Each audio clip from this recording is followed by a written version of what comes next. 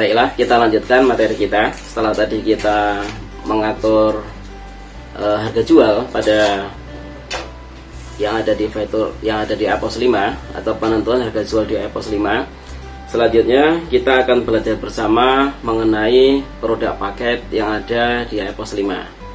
Sebagaimana kita ketahui bahwa sebentar lagi kita akan memasuki bulan Ramadan, yang mana biasanya banyak minimarket yang menawarkan produk paket Ramadan.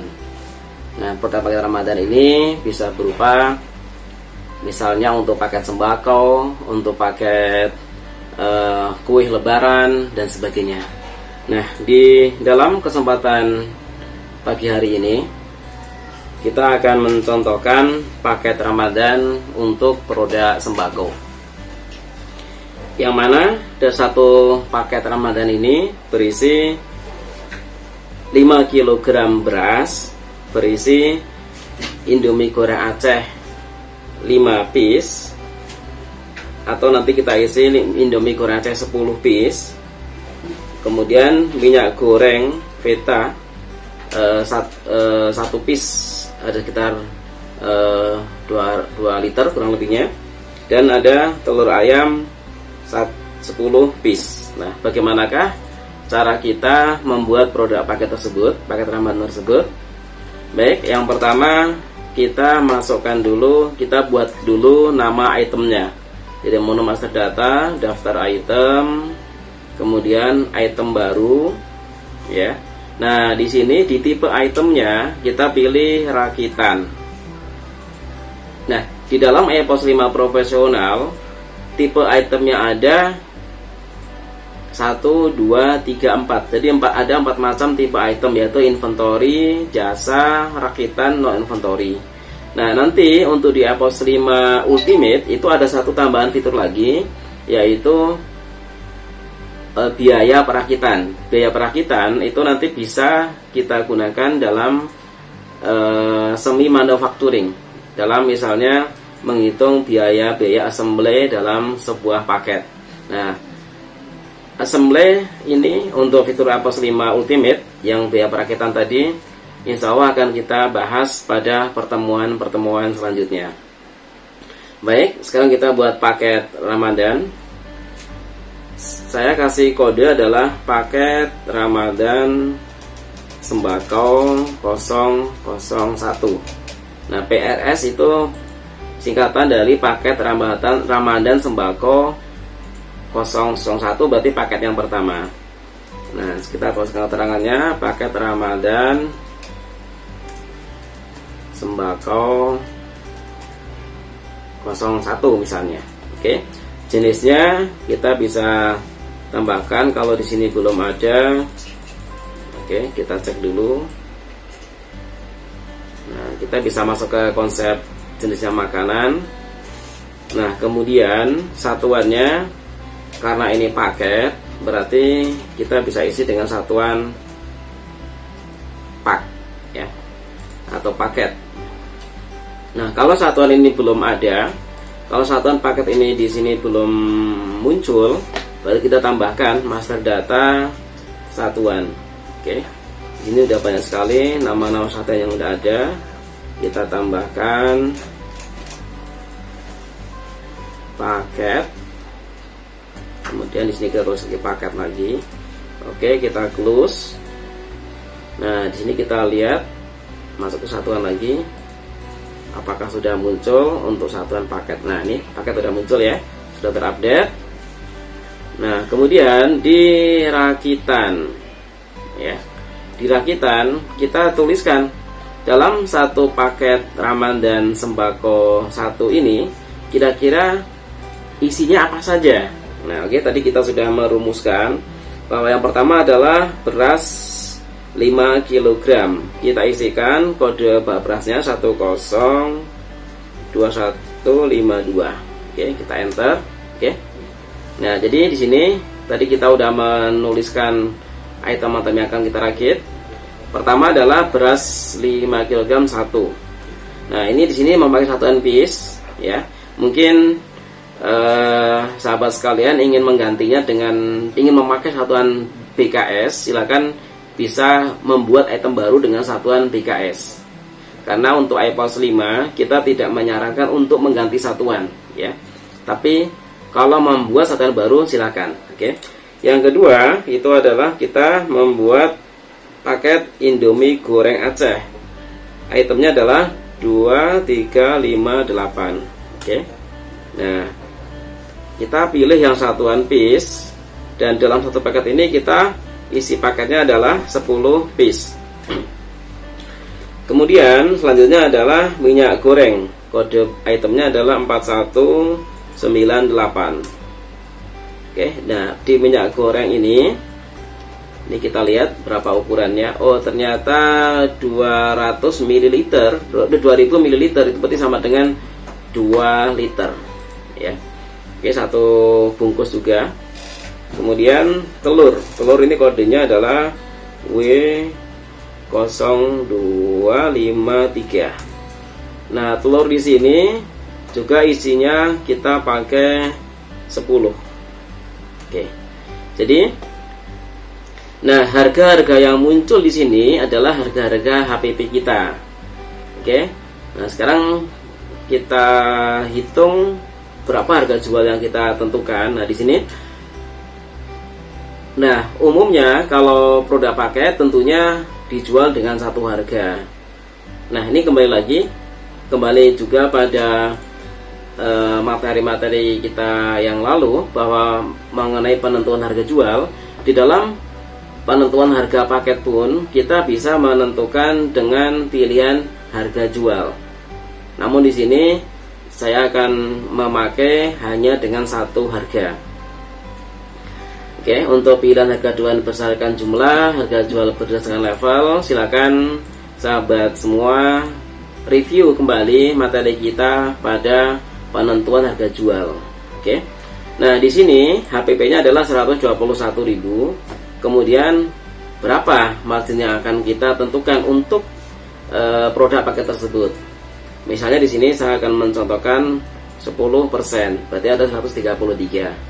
Nah, 133 kita bulatkan misalnya menjadi 133.000 ya. Oke.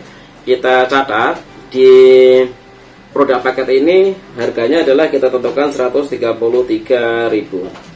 Nah, tentunya harga paket tentunya harga jual yang kita berikan pada harga paket tentunya akan lebih murah manakala dibandingkan dengan harga satuannya. Oke, nanti kita akan uji bersama apakah harga 133.000 ini lebih murah daripada harga satuan. Oke, simpan. Oke, selesai.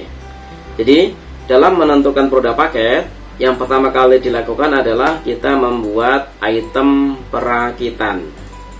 Nah, ini kita tadi sudah membuat item perakitan. Nah, item rakitan yang kita buat ini stoknya adalah 0 karena kita belum membuat paketnya. Nah, bagaimanakah cara untuk menambahkan stoknya? Kita masuk pada menu perakitan ya, perakitan, daftar proses perakitan. Nah, di dalam menu perakitan ini sudah tersedia menu untuk pesanan perakitan, daftar proses perakitan, dan daftar proses jadi. Nah, di sini saya tidak akan menjelaskan untuk pesanan perakitan, tapi langsung masuk ke daftar proses perakitan. Pesanan perakitan berarti manakala kita mendapatkan pesanan ya. Misalnya kita sebagai pemilik minimarket mendapatkan pesanan untuk santunan fakir miskin misalnya ya. Nah, ini kita bisa buatkan menunya dari menu pesanan ini. Nah, di pesanan perakitan itu belum mengurangi stok yang ada. Jadi masih dalam status pesanan. Jadi setiap transaksi yang diinputkan dalam menu pesanan itu belum berpengaruh kepada sisi stoknya. Oke. Nah, di sini saya contohkan. Bisa juga kita langsung melalui proses pesanan perakitan, namun bisa juga langsung ke dalam proses daftar perakitan. Oke. Sekali lagi, kalau pesanan itu berarti kita menerima pesanan. Tapi kalau kita menyiapkan produk paket yang kita jual, berarti kan kita tidak menerima pesanan, namun kita berinisiatif sendiri untuk membuat paket Ramadan tersebut. Ya, jadi saya rasa ini bisa dipahami ya, bagaimana mengenai pesanan perakitan dan bagaimana mengenai proses perakitan. Kalau pesanan berarti kita mendapatkan pesanan yang pesanan misalnya dari mushola, masjid, atau pesantren misalnya untuk santunan yatim dan sebagainya ya. Baik, kita akan masuk ke menu proses daftar proses perakitan, tambah. Nah, di sini kita diminta menuliskan pelanggannya. Nah, karena pelanggan itu yang karena pelanggan ini adalah kita membuat sendiri, berarti kita bisa sesuaikan dengan nama kita sendiri. Oke, saya contohkan di sini. Saya buat item pelanggan baru, nama saya MJ Mat sesuai dengan nama usaha kita. Ini masuk kategori cabang misalnya, saya simpan. Nah, MJ Mat. Oke, nah sekarang kita ingin membuat berapa produk paket kita. Nah, paket ya. Oke, nah misalnya di sini kita akan membuat produk paket 10 produk atau 10 item atau 10 paket. Oke, kalau misalnya kita khawatir beresiko tidak laku dan sebagainya, kita bisa membuat estimasi kebutuhan, berapa kebutuhannya. Oke, di sini contohnya kebutuhannya adalah 5 ya. Kemudian kita simpan. Nah, setelah proses perakitan ini kita buat, kemudian kita masuk ke proses jadi. Nah, di proses jadi kita tambahkan, kemudian kita pilih pelanggannya adalah MJ Mat. Kemudian kita pilih pesanannya yang tadi kita udah buat proses perakitannya. Oke, nah di sini misalnya adalah awalnya kita membuat proses perakitan. Nah, proses perakitan ini nanti kita bisa cetak ya. Setelah kita cetak, kita serahkan kepada pegawai kita atau kepada kepramuniaga untuk membuat paket sembako sejumlah 5 paket. Nah, kemudian setelah pegawai tadi itu membuat paketnya dan paketnya itu sudah jadi, kemudian laporan ke kita. Nah, setelah laporan ke kita, berarti kita isikan jumlahnya 5. Misalnya yang baru jadi adalah 4, berarti kita tuliskan adalah 4. Jadi di jumlah selesai ini adalah sesuai dengan berapa jumlah paket yang sudah sesuai atau berapa jumlah paket yang sudah selesai. Baik, dari proses perakitannya 5, kita anggap selesai juga 5. Kita simpan. Yes. Oke, nah sehingga kita lihat di daftar item yang awalnya paket Ramadan sembako ini adalah 0, tapi karena udah terjadi, paketnya udah selesai 5, kita lihat, oke, paketnya udah 5, ya. Nah, sekarang bagaimanakah barang-barang yang tadi itu stoknya, apakah sudah berkurang ataukah belum? Kita cek salah satunya. Kita masuk ke beras contohnya yang kodenya adalah 102152, enter. Oh, maaf, ini tidak muncul ya. Berarti kita pilih di tipe item barang. Nah, oke, 5. Oke. Kita tahu sebelumnya barang ini ada 10. Kita bisa mengatakan 10 dari mana? Kita klik di kartu stok. Oke, ini ya. Saldo awal kita adalah 10. Ada proses perakitannya 5. Berarti secara otomatis sisanya tinggal 5. Saya rasa bisa dipahami ya mengenai perakitan ini. Jadi setiap perakitan yang sudah jadi atau setiap produk paket yang sudah jadi itu otomatis akan menambah di item perakitannya dan otomatis akan mengurangi di sisi item barang satuannya ya. Ini yang awalnya 10 dijadikan paket 5, berarti sisanya 5. Oke. Kemudian kita jual ya. Kita jual. Contohnya penjualan kasir.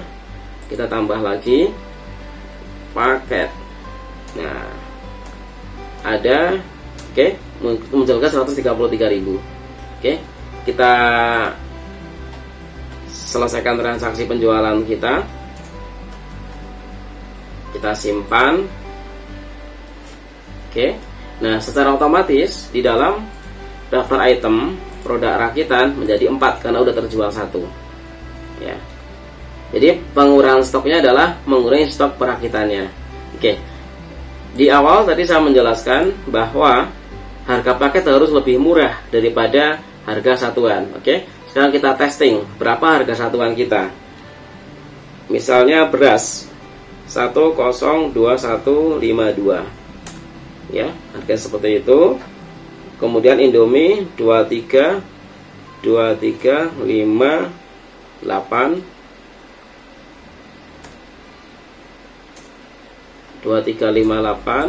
tadi kita satu paket ada 10, kita tuliskan 10. Kemudian minyak goreng 4198. Nah, yang bis. Kemudian telur W0253. Ini juga jumlahnya adalah 10. Nah, ternyata setelah kita uji antara harga satuan dengan harga paket, selisih harganya adalah Rp1.000. Artinya nanti bagian manajemen mesti bagian pemasaran ya, maksud saya bagian pemasaran dari sebuah minimarket mesti bisa menganalisa berapa harga untuk satuannya dan berapa harga paketnya. Nah, tentunya di sini kalau misalnya selisihnya hanya Rp1.000, saya rasa ini kurang menarik untuk kita tawarkan kepada customer kita. Nah, kalau harga satuan 134, nah tentunya akan lebih menarik manakala harga paket kita adalah misalnya di angka 120.000, sehingga ada selisih Rp14.000. Tapi kalau misalnya harganya, kalau harga 120.000 berarti kita rugi karena HPP kita adalah 121. Nah, mungkin angka yang pas adalah di angka sekitar 125.000, sehingga kita ada keuntungan dari harga modalnya senilai sekitar Rp4.000. Dan kalau dirasa ini marginnya terlalu minim, kurang, ya bisa misalnya di angka penjualan 130.000, sehingga ada selisih Rp4.000 antara harga satuan dan harga paket. Dan Rp4.000 ini saya rasa juga poin tersendiri untuk kita sampaikan atau kita tawarkan kepada customer kita. Baik, untuk eksplorasinya silakan sahabat sekalian untuk bisa mengeksplorasikan dengan ide-ide sendiri bagaimana untuk pembuatan produk paket ini. Yang saya sampaikan di sini hanya sebatas untuk beberapa sampel dasar saja dalam penentuan produk paket. Baik, seperti biasa, jika ada pertanyaan silakan bisa disampaikan pada kolom komentar di channel Salma Komputer, dan kita sudah menyediakan admin untuk membantu membalas pertanyaan dari sahabat sekalian. Baik, terima kasih, semoga bermanfaat dan selamat siang.